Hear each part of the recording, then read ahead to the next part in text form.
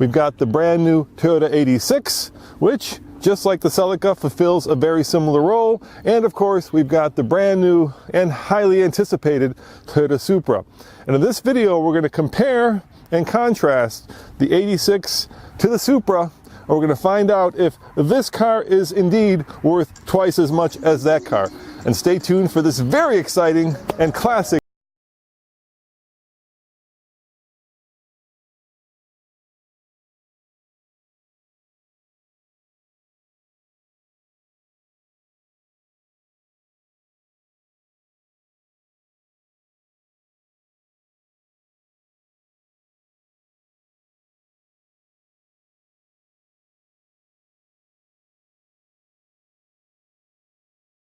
the elephant in the room is that the old Toyota Celica and of course Supra were developed and built and engineered by Toyota, but here we have the Toyota 86, which was developed in conjunction with Subaru. In fact, it has a Subaru powertrain, and of course the new Supra was developed in conjunction with BMW. It has a BMW straight 6 engine and a ZF 8-speed automatic.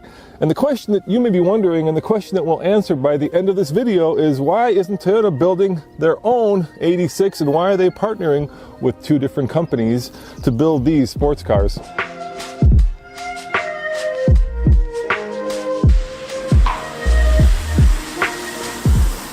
So let's start with the 86. Now, if you recall, this started out life as a Scion, which was built in conjunction with the Subaru BRZ.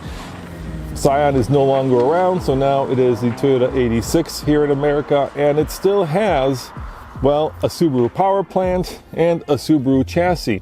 But it also means that it has a lot of natural goodness built into it. For instance, well, let me show you under the hood.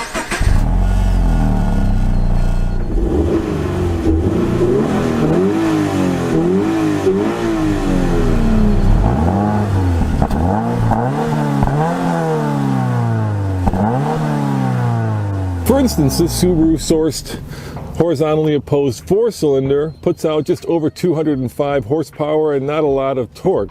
But what that means is, since it's horizontally opposed and the cylinders go back and forth like this, it gives the car an incredible low center of gravity, something that is not easy to accomplish.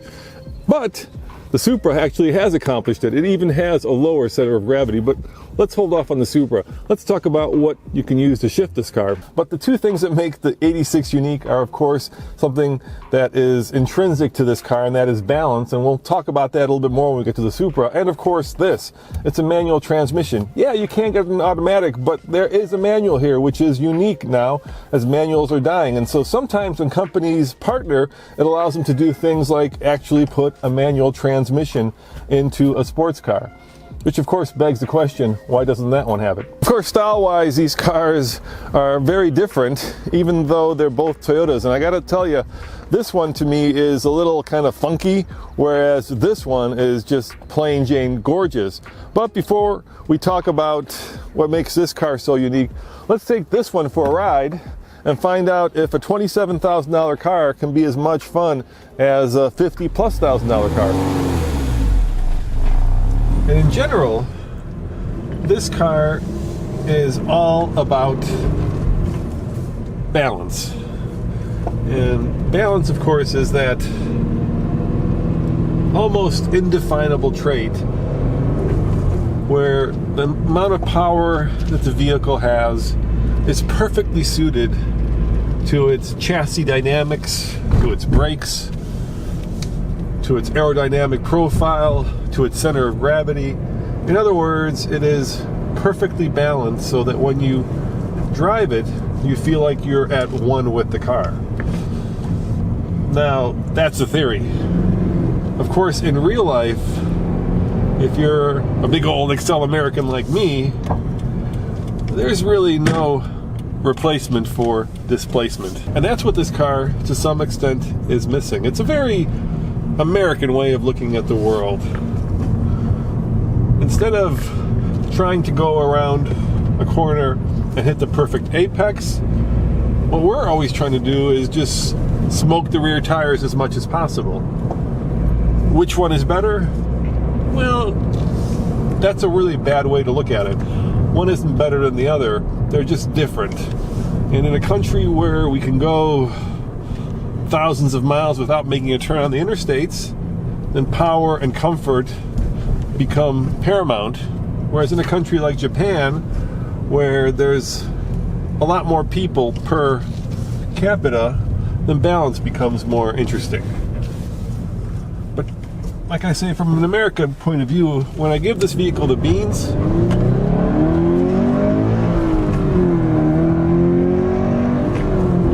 it just doesn't have enough torque. It needs a turbocharger, and I need to be able to feel it kick me in the ass and push me down the road so that I get a big smile on my face, because American roads are really more like drag strips than racetracks. And in the world of stoplight drag races and Wednesday night drag strips, this car just doesn't have the proper amount of torque to compete. So is it better? Is it worse? It's different. And of course, the bigger question is, how does the Toyota Supra compare when you use that metric? And there's only one way to find out, and that's to get behind the wheel.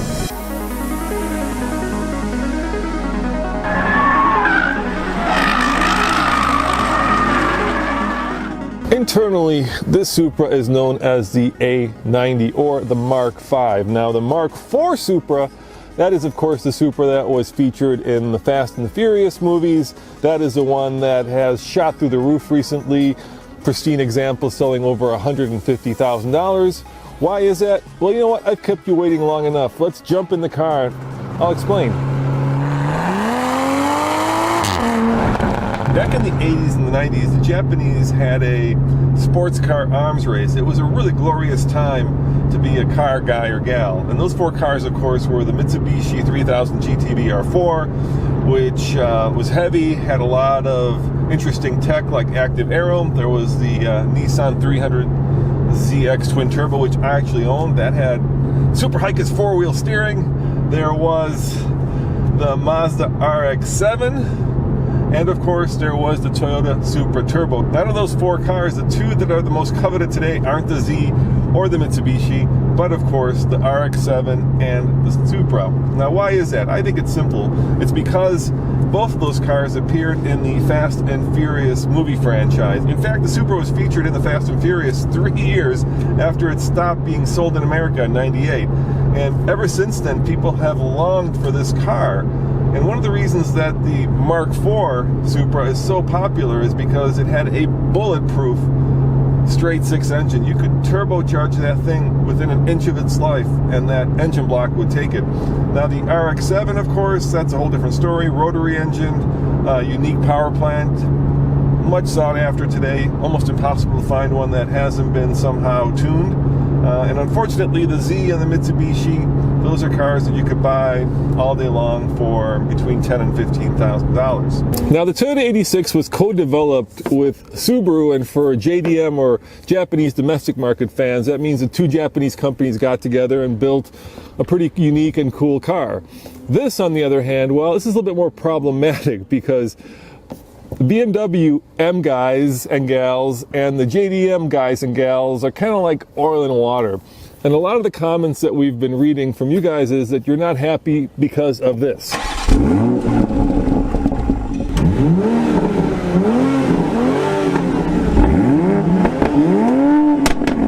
And that is a BMW straight six that puts out 335 horsepower and 365 pound-foot of torque. How do I know that? Well, there's a BMW badge right there. But this is an incredibly smooth and incredibly powerful engine. It's also the same engine that's in the BMW Z4, which this car shares a chassis, power plant, transmission with. And the question you might be asking yourself is, how did that partnership come together? And how does that partnership work out? Well, I had a chance to talk with the chief engineer of this car, and he said that the reason they partnered with BMW, well, let me have him explain. Are there driving characteristics that are specific to BMW that you tried to eliminate from this vehicle? じゃあ例えば BM の特徴のドライビングキャラクターをここから取り除くもんってありました Or are there Toyota elements that you tried, or Supra elements that you tried to design in? それともスープラのそのダイナミックをここにこう導入したっていうそういうのはありますかチームを分けたというのはまさにそういう意味 The reason why we split the development teams from the start was exactly for that reason. It wasn't just a simple suspension tuning. エンジンのセッティング Everything from the engine tuning to the steering, body rigidity. Once the base platform dimensions were agreed upon, then they ran off on their own. Before we get behind the wheel again, let's talk about the important numbers. So first and foremost, the Supra comes out in the middle of July or so that's coming up very quickly. It starts at about $50,000, and for that you get most of the bells and whistles. You can step up to the premium edition, which gives you things like all leather seats, and then you can step up to this one, which is the launch edition, and with the launch edition you get unique colors, these red caps on the rearview mirrors, you get these red brake calipers and these black wheels, and this guy starts at about $55,000. The sticker on this one, that's almost $57,000, and I'm willing to bet that the dealers are going to mark them up at least $5,000 because according to the chief engineer, this car has sold out both in Japan and in Europe. Perhaps the thing that Toyota loyalists are going to find the most disappointing is when you sit down behind the wheel of this car and you look at all the switchgear, you look at the screen, you look at the way that the interface works with the navigation and the radio controls, it's pretty much all BMW. I'm not saying I'm exactly sitting behind the wheel of a Z4, but they certainly are very close cousins, and if you're a fan of JDM products, you're probably going to find this a little disappointing because once again there's two different worlds that are colliding here, driving what is in essence, at least from a switchgear point of view, a rebadged BMW.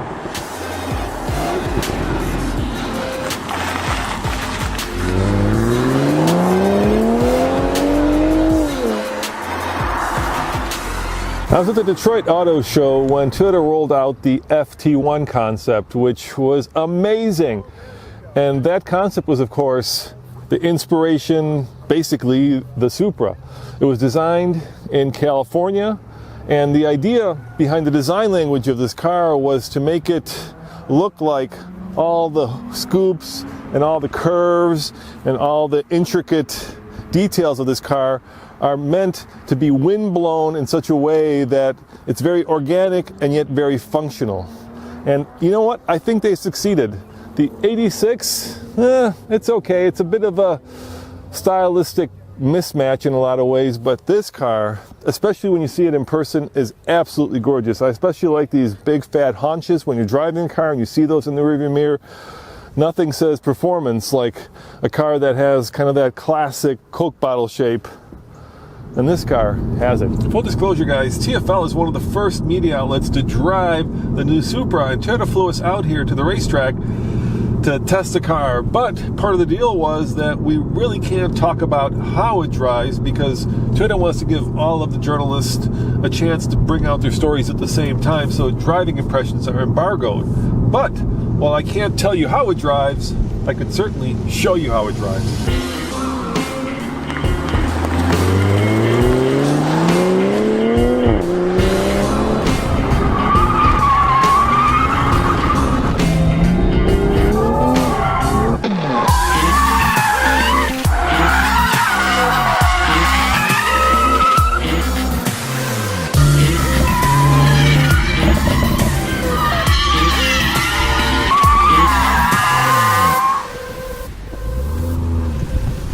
For twice as much money, you get, well, almost twice as much performance. The Toyota GT86 gets to 60 in about 7.6 seconds, give or take.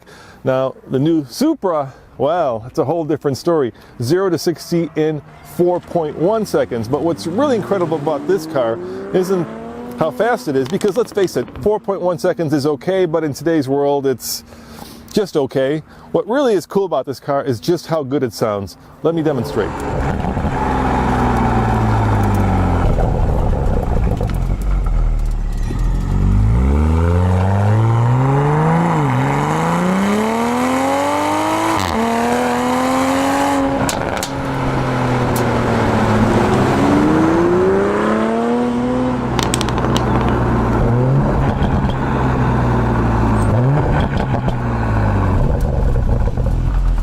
Let's talk about balance, because Toyota will tell you that both of these cars are perfectly balanced. In other words, 50-50 weight distribution, low center of gravity, and just enough power for the chassis. And the question is, why doesn't this car have more power since the BMW version does? Well, we asked the chief engineer, and here's his answer. 今のバランスでパワーが足りないって思うかどうか。 So of course he's thought about that, of course.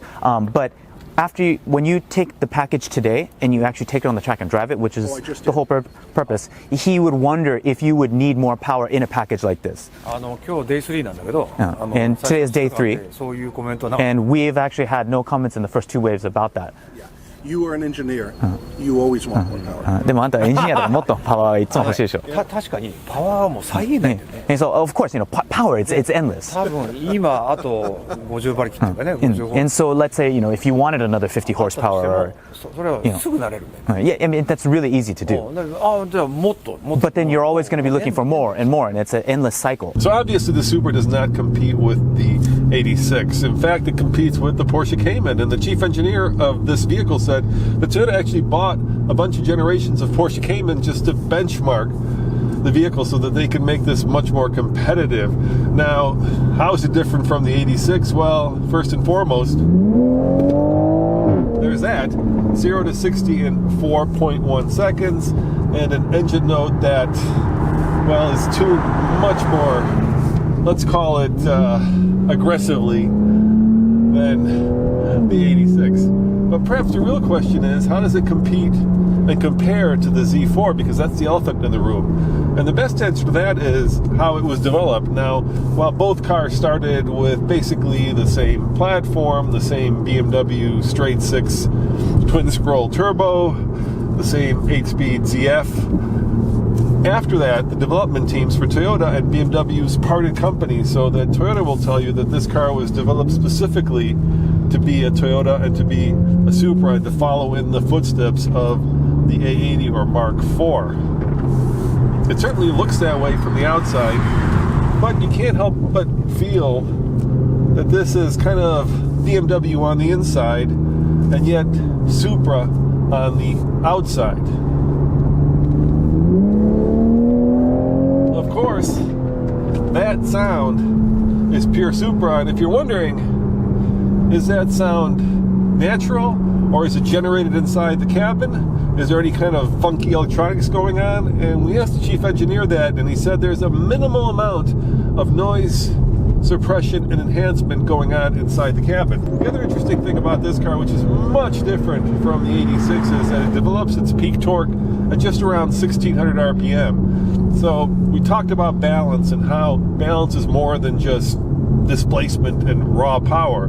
The chief engineer told us that what he really was going for was a car that had this very long bandwidth, so that the torque comes on immediately and then is very linear, making the car very controllable and very predictable. If you're looking for a sports car that, well, has more utility, then the Toyota 86 is definitely the way to go. And even though this should be a smaller car, it is in fact a bigger car. The cabin is bigger. It's a lot easier to get in and out of. There's much more room both in the front and you've got back seats. Now, ironically, not only is this cabin bigger than the Supra, but the Supra is wider. In fact, the front track of the Supra is 3 inches wider and the rear track is 2 inches wider than the Toyota 86. But if you want space and you need some back seat room, definitely go for this one. That one fits like, well, let me show you. Toyota will tell you that they designed the Supra to be a pure performance car, which means, for instance, that this sill right here is wider than most other Toyotas.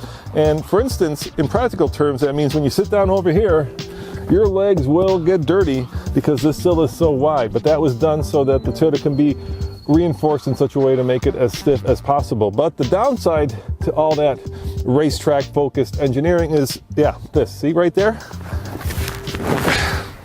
There's just, if you're 6'2" and you've got a tall torso, oh my, it's just, yeah, tight is probably being kind. It's pretty cramped in here. Over 300 horsepower, over 200 horsepower. So which one of these two do you think is more fuel efficient? If you guessed the 86, you are wrong, because this one gets 24 mpg combined, according to the EPA, and the Supra gets 26 mpg combined, which is pretty phenomenal. Of course, part of that has to do with the fact this one has a boxer engine, and boxer engines do tend to be less fuel efficient. Of course, this is a much newer engine, and technology has marched on since this car was designed, so yeah. If you're looking for the more fuel efficient of the two, get the faster of the two. The second I get into this vehicle, I say to myself, yeah, I am in part, at least when I look at kind of the layout of the switchgear in a BMW, but you know, that's a pretty darn good thing. Nothing feels out of place, nothing feels like, well, I don't know what this button does or what that switch does. So even though this is probably not classic Toyota design, in a lot of ways, that's a good thing because it is classic BMW design, and BMWs are designed to be fast on the Autobahn and fast on the track. If you live somewhere it snows, the Supra might be, well, a little problematic for you because it only comes with these Michelin Super Sport summer tires. There's no all-season available. They're also offset. Let me check my notes. These guys are 255/35 R19s. In the back, 275/35 R19s, 19x9, 19x10. So it's basically set up as a pure performance car. Snow, good luck.